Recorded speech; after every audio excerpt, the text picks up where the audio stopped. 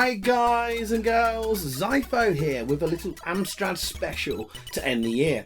And well, 2021 seemed to be the year of puzzle games on the Amstrad. And today we've got 5 great games to recommend for you to check out and play before we end this year. And thank God this year is nearly over. First up, we'll start with the most impressive, Puzzle Bobble, which is of course a homebrew conversion of the hit 1994 game from Taito, sometimes known as Bust a Move. It was a massive success and of course launched sequels and hundreds, if not thousands of clones. This type of game seems perfect for the Amstrad, with it being single screen and the available colours from the Amstrad's impressive palette. And so at last, from the Crazy Piri team, it has arrived on the Amstrad and it's damn impressive.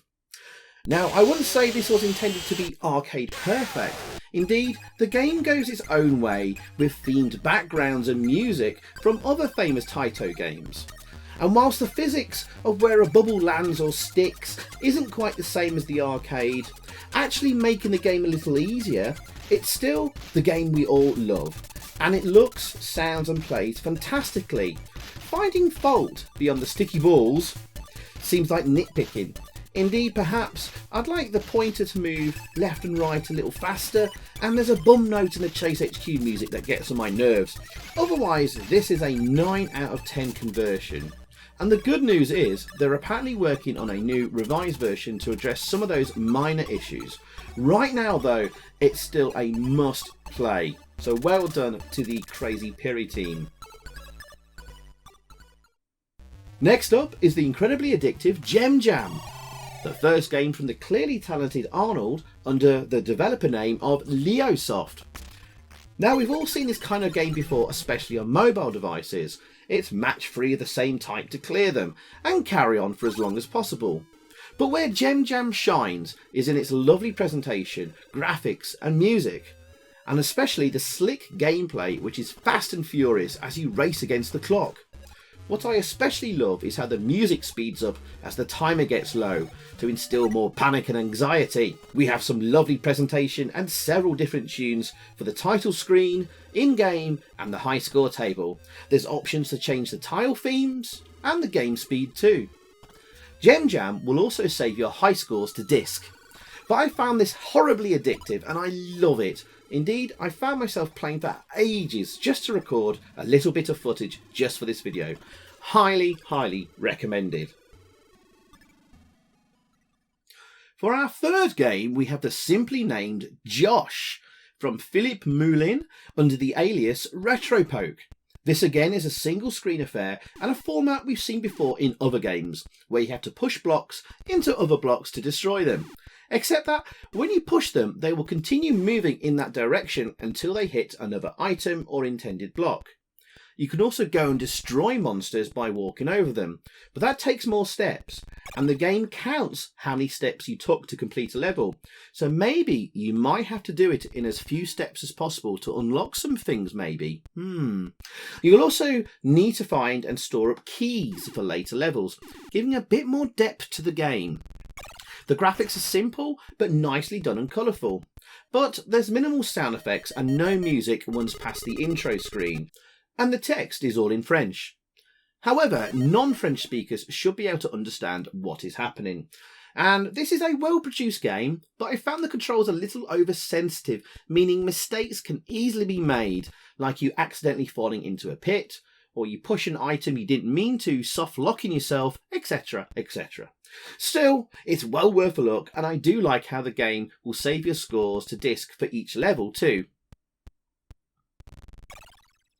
For the fourth game, I would like to recommend Just Get 9 from Stephanie Gurachon under the alias CPC Itor. Now this will be a tough one to explain, so you understand what the hell is going on, and indeed, the first time playing it, it's a little confusing, but trust me, it won't be long until you're really into it and getting quite addicted. Now the aim of this game is just to make the number 9. You can join identical numbers that are next to each other vertically and or horizontally. When doing so, it will remove all the numbers apart from the tile you press fire on, which will turn into the next number up. So if you joined a line of ones, vertically, horizontally, or both, then all the ones will disappear apart from where you hit fire, and that tile will then turn into the number 2. This means you'll have to think tactically and ahead of which numbers you go for and which tile of them you hit fire on. Because as numbers disappear, tiles will drop downwards into the new gaps and space, and more new ones will appear from the top of the playing area, dropping in too. Again, once you get the hang of it, you'll be off and running, initially off-putting, but later horribly addictive. In the beginner difficulties, the game helps you by shading out the numbers that you currently can't do anything with. But later levels remove this. There's no time limit, so you can play it at your leisure, and the game is over when there are no more numbers you can join together on the board. And the game is nicely presented, with the play area going overscan into the top and bottom borders of the Amstrad monitor. It's bright and bold even in Mode 1 4 colours, and you can even change the palette colours being used. And it features some nice tunes that suit the game very well. This may not be everyone's tastes, but still very recommended for puzzler freaks. For our last and 5th game is the recently released Push It from Johan Perrier. This has really nicely done presentation, similar to Barber's Palace, and great music, although this is reused music from other games and projects. Anyway, still, it all nicely ties together, and gameplay wise, this is again something we've all seen before, but very nicely done. You simply have to push the blocks or objects to get through to the exit. Some blocks rotate and pivot, others need to be pushed out the way, or some blocks need to be pushed over gaps in the floor to make something to walk over to the exit.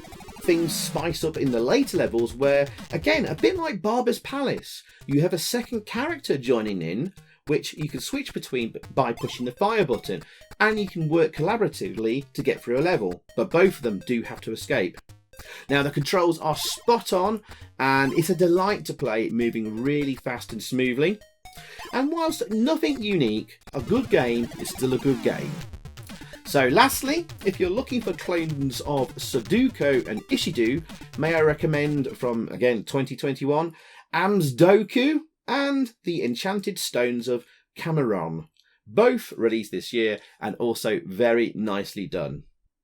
So let me know what you think to these games in the comments below, and if you'll be playing any of them yourself. Thanks for watching, Merry Christmas and a Happy New Year, and I'll see you all again very soon. Goodbye.